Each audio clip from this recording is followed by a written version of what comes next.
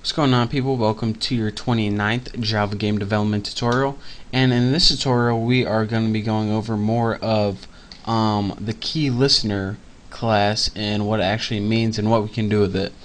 And when we implemented the key listener class, it gave us pretty much access to the user information via the keyboard. Now, when we implemented this key listener class, we need to implement three methods, and these methods are pretty much the things that you can do with a keyboard.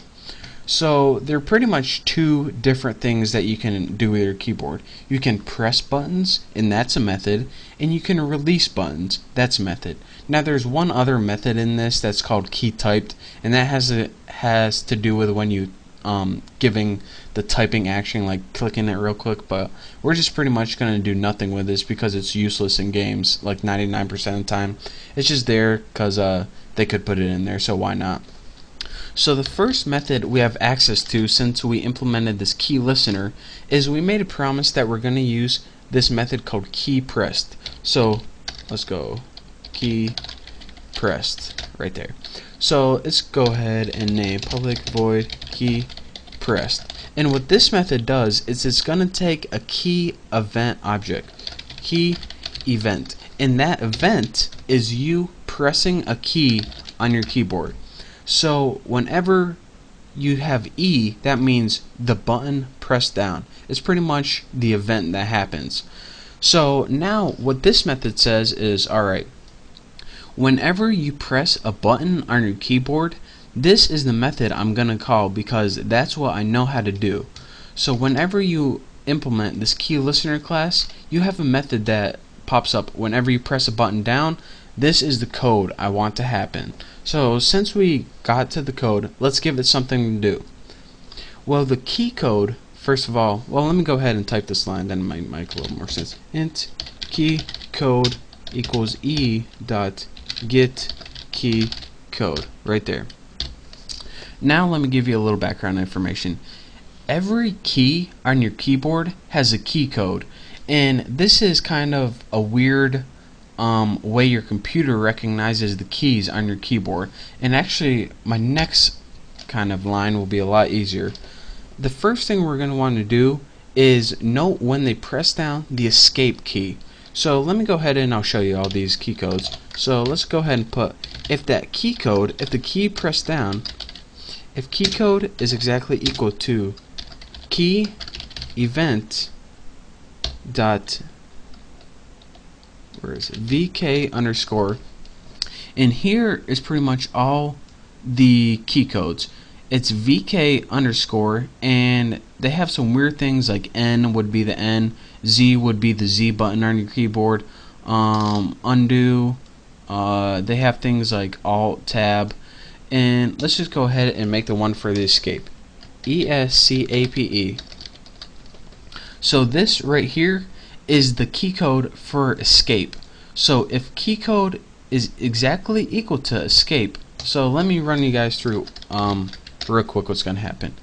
It's going to take a key event whenever you press down the button, and that button is going to be stored pretty much as E. So every button has a code, and the code for the escape button is vk underscore escape. And so you're going to say, alright, if the button you press down, if that key code is equal to the escape button, so if you press down the escape button, what do you want to do? Well, what we want to do is pretty much just stop our entire program. And if you're wondering, alright, why did I call the stop method right here and we didn't build a stop method in this class yet? Well, remember, we inherited from this core class, which pretty much gave us all these methods. And since we did, we were able to call this stop method right here, and all it does is set running equal to false.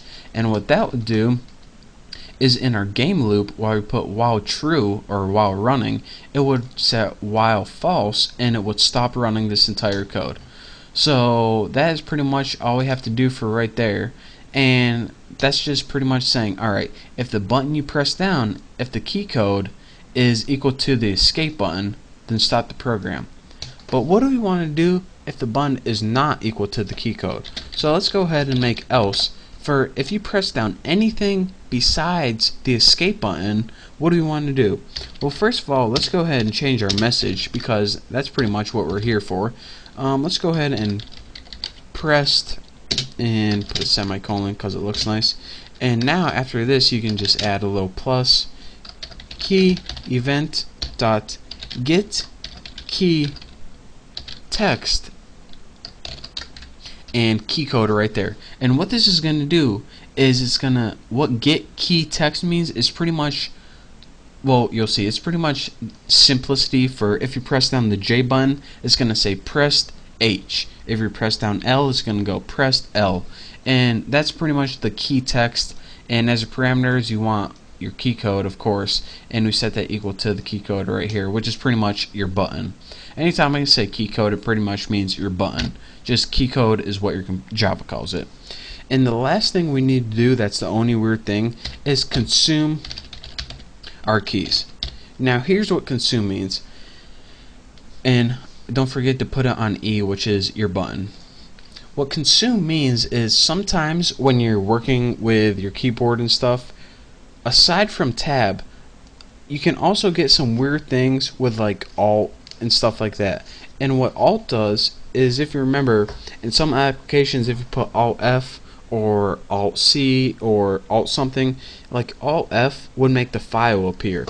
So some keys can be used in combination with other keys to do something weird, and we don't want our computer program to be waiting for other key combinations to happen. What we want to do is say, alright, when you press Alt, it's an Alt. When you press T, it's a T. When you press F, it's an F. So instead of waiting for other combinations of buttons and stuff like that, it just takes the button you pressed, which is the E, and it just consumes it.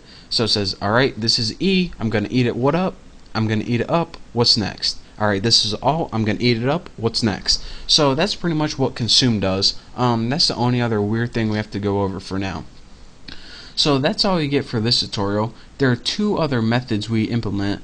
Again, like I said, whenever you press down a key, Java is automatically going to call this key pressed method right here. And what it does is it takes the button's code, it checks if it's the escape. If it is, it's going to stop your program.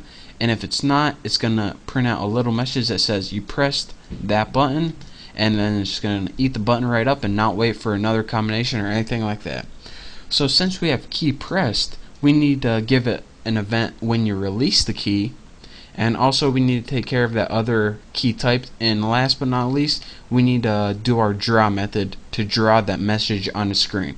So thank you guys for watching, and don't forget to subscribe, and I'll see you next tutorial.